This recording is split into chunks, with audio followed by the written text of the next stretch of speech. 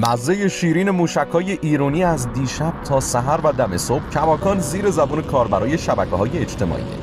البته غم و غصه شهادت مردم بیگناه، مخصوصاً کودکان، بغضی هست که هنوزم توی گلوی کاربران مونده و به این زودی‌ها از یاد نمیره. اخباری از کودکان شهید، پیکرای تکه تکه شده و خیلی تصاویر دلخراش، همگی لحظات انتقام دیشب و احیانا شبای آینده رو به یاد موندنی تر کرده.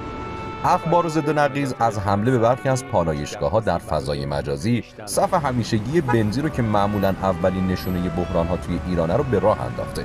البته صف بنزین ما هم با همه جا فرق داره، مثل آدمامون. از امروز بود که نشونه‌های همدلی و اتحاد شدید ایرانی‌ها رخ نشون داد.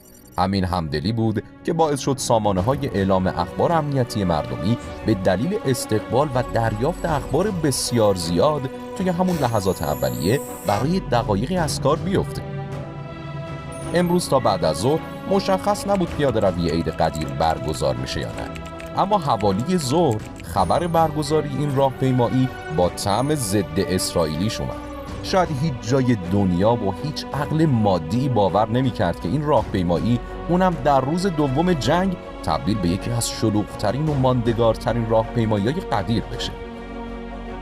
امشب بود که ایران به شکلی بی سابقه راماتگان اسرائیل رو با خاک یکسان کرد تا موج انتشار تصاویر داخل اسرائیل و مقایسه اون با خرابی‌های غزه توی فضای مجازی شروع به تسخیر این فضا کرد. اینجا غزه نیست، تل اویو است.